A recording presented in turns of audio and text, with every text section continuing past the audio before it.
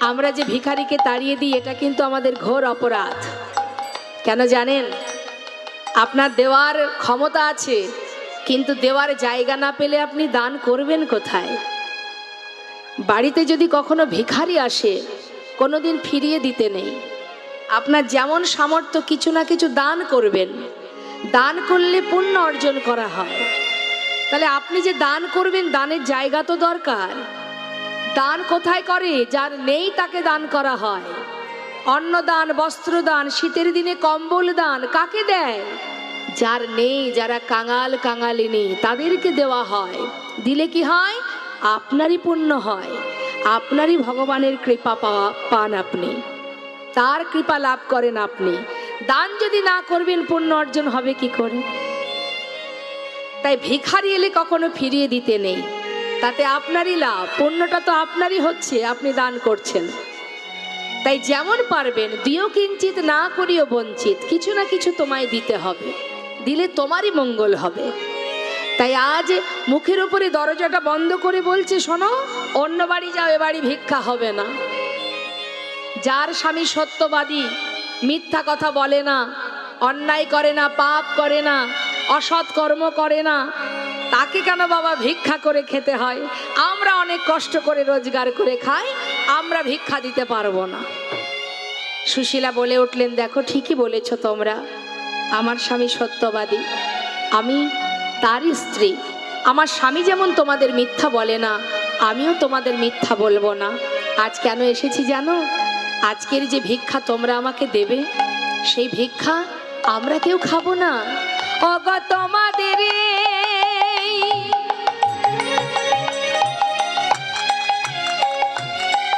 অগ তোমাদের ভিক্ষার দ্রব্য পাবে শ্যামরা।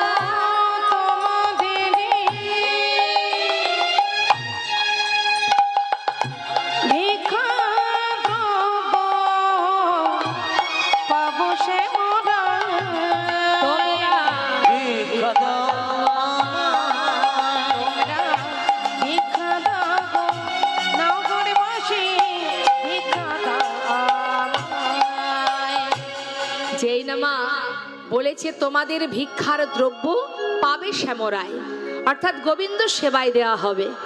সঙ্গে সঙ্গে গ্রামের মধ্যে যারা কৃষ্ণ ভক্ত, সেই পরিবার থেকে কয়েকজন শুকনো চিড়ে সুদামার স্ত্রীর আঁচলে দিয়েছে। সুদামার স্ত্রী সেই চিড়েগুলো নিয়ে ঘরে গিয়ে নিজের স্বামীকে বলছে, স্বামী, আজকের এই ভিক্ষার, এই যতটুকু ভিক্ষা পেয়েছি, এই ভিক্ষা থেকে এর একটা দানা না তুমি খাবে, না আমি খাবো, না সন্তান খাবে। যার জন্য ভিক্ষা করেছি তার জন্য তুমি নিয়ে যাও। কি করে নিয়ে যাবে মা? পাত্র কোথায়, দেবে কি করে? নিজের পরনে যে বস্ত্র, যে শাড়িটা আছে, সেই কাপড় থেকে কিছুটা অংশ ছিঁড়েছে, ছিঁড়ে তার মধ্যে পুটুলি বেঁধেছে, পুটুলি বেঁধে সুদামার হাতে তুলে দিয়েছে। দেখুন, আজ সুদামার স্ত্রী, সুদামার সন্তান, তারা এত কষ্ট, এত দুঃখ, এত যন্ত্রণা ভোগ করছে, কিন্তু তথাপিও সুদামা কৃষ্ণ ছাড়া আর কিছু জানে না। সন্তান কোথায় থাকবে, স্ত্রী কোথায় থাকবে, তাদের কি হবে, কিভাবে দিন কাটবে, কোনো লক্ষ্য নেই তার। শুধু একটাই চিন্তা, কৃষ্ণ, কৃষ্ণ ধ্যান, কৃষ্ণ মন, কৃষ্ণ প্রাণ। স্বামী, জীবনে তোমার এত কষ্ট, এত দুঃখ, এত যন্ত্রণা তোমার, যাও তোমার বন্ধুর কাছে যাও, দুটো দিন তার কাছে থেকে এসো। আমার বিশ্বাস একটু হলেও তুমি শান্তি পাবে। যাও স্বামী, ঘরে ফিরে তুমি তোমার বন্ধুর কাছে যাও। এমনই লক্ষ্মীমন্ত বউ সে যদি না পাঠাতো মা, সুদামা যেতে পারতো? নিজের কথা ভাবলো না, সন্তানের কথা ভাবলো না, স্বামীর সুখের জন্য স্বামীকে গোবিন্দ দর্শনে পাঠিয়ে দিলেন।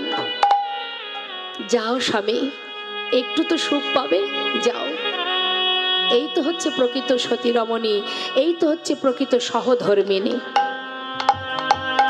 আজ যেই না চলেছে মা, সেই চিড়ের পুটুলিটা বুকের মধ্যে চেপে ধরে কানাইকে ডাকতে ডাকতে যাচ্ছে। কোথায় দ্বারকা আর কোথায় বৃন্দাবন? খালি পা, পায়ে জুতো নেই মা, পরনে একটা ছিন্ন কাপড়, ছেঁড়া ছুটো একটা ধুতি পরা, সারা গায়ে নোংরা কাদা মাটি দুর্গন্ধ, মাথার কেশ আলুথালু, একটা ভিখারি, একটা পাগলের বেশ। যাচ্ছে কৃষ্ণ দর্শনে, বন্ধু দর্শনে, চিড়ের পুটুলিটা বুকের মধ্যে চেপে ধরে। আর সারা রাস্তা ডাকতে ডাকতে, একবার দেখা দে রে প্রাণী কানাইয়া, দেখা দে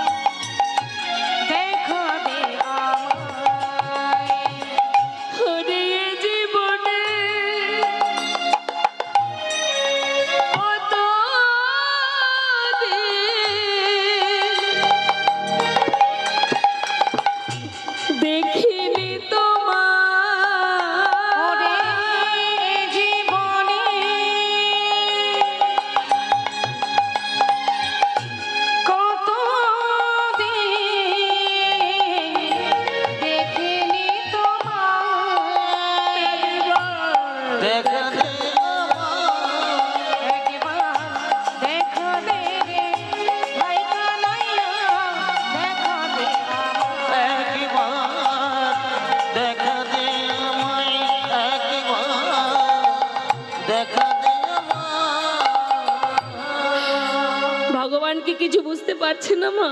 সব বুঝতে পারছে।